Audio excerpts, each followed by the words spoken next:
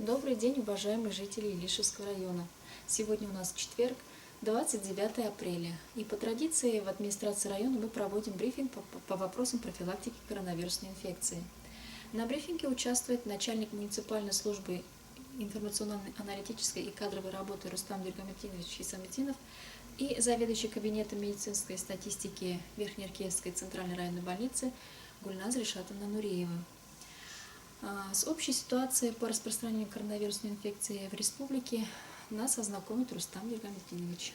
Добрый день, уважаемые жители района. По информации Республиканского штаба по борьбе с распространением COVID-19 в Башкортостане зафиксировано 35 278 случаев заболевания. Прирост за прошедшие сутки составил 98 случаев.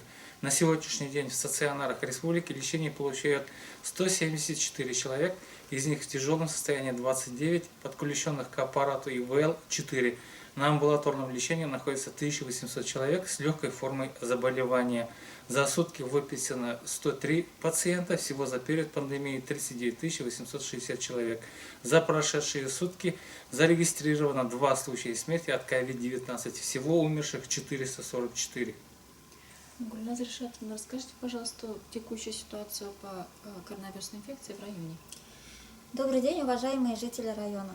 По состоянию на 29 апреля за весь период наблюдения выявлено 594 лабораторно подтвержденных положительных случаев новой коронавирусной инфекции. На этой неделе отмечается рост выявляемости COVID-19, это плюс 22 новых случаев за неделю. Если в предыдущей неделе у нас прирост в абсолютных цифрах составлял от 8 до 12 человек, то на этой неделе 22 новых зарегистрированных случая. Выздоровление 563 человека, это плюс 7 выздоровлений за неделю, что составляет 95%. Контингентом среди заболевших в основном являются контактные пациенты с основными больными пациентами. На амбулаторном лечении на сегодняшний день с легким течением заболевания находится 24 пациента. Стационарным лечением в инфекционных госпиталях охвачено 4 пациента из нашего района. И, к сожалению, в нашем районе имеется 2 зарегистрированных случая смертности от новой коронавирусной инфекции. Как проходит прививочная кампания против коронавирусной инфекции? И сколько человек привито, и куда, в какие сельские поселения будут организованы выездные ФАПы? С начала периода вакцинации в наше учреждение также продолжает поступать один вид вакцины, это Гамковид-Вак или Спутник Ви. По данным Минздравских разнарядок у нас имеется разнарядка на вакцину Эпивак Корона. Мы ожидаем в ближайшее время поступления также второго вида вакцины. На сегодняшний день в наше учреждение поступило 2150 доз вакцин. В остатке на сегодняшний день находится 379 доз. Всего проведено 1806 вакцинаций, это плюс 85 вакцинаций за неделю. Из числа привитых первым компонентом охвачено 338 человек, вторым компонентом 1468 человек, что составляет 81%. То есть 1468 человек завершили полные схемы вакцинации в нашем районе. Вакцинация также продолжает проводиться во втором А-кабинете второго этажа старого здания поликлиники после осмотра терапевта во втором кабинете. Процедура, напоминаю, что проводится в 2 этапа. Первый компонент вводится, далее через 21 дней проводится введение второго компонента. Обязательно после прививки необходимо в течение 30 минут находиться в нашем медицинском учреждении. Подходить нужно с паспортом и с НИЛСом. Полный иммунитет формируется через 42 дня после введения второго компонента, поэтому в это время необходимо максимально ограничить себя и соблюдать такие меры, как масочный режим, социальная дистанция, обработка рук. Также в районе продолжают работать мобильные бригады по вакцинации от новой коронавирусной инфекции на базе передвижного фельдшерско-акушерского пункта, а также на базе режимных кабинетов наших фельдшерско-акушерских пунктов силами фельдшеров ФАП. В выходные праздничные дни в ближайшее время запланировано выезд в следующие сельские поселения. 30 апреля будет проведен выезд на вакцинацию от COVID-19 в Чирикулевский сельский совет, 4 мая Ишкаровский, 5 мая Исанбаевский сельский совет, 6 мая Исаметовский, 7 мая Дюмеевский, 11 мая Карабашевский, 12 мая Кушбахтинский и 14 мая Бурметовские сельские поселения. Кроме этого, вакцинация также проводится у нас в учреждении, в том числе и в праздничные выходные дни.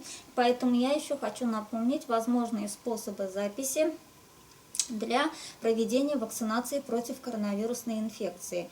Это через портал государственных услуг, через мобильное приложение к врачу или республиканский сайт Доктор РБ, также по единому номеру контакт-центра 122, ситуационный антиковидный центр по номеру 218 19 19, а также через номер нашей регистратуры 56182. Благодарим вас за информацию. Впереди нас ждут продолжительные выходные. Скажите, пожалуйста, как будет работать районная больница?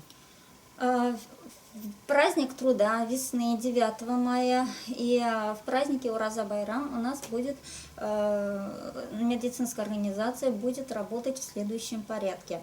30 апреля будет рабочий день, сокращенный на 1 час, то есть до 16:00.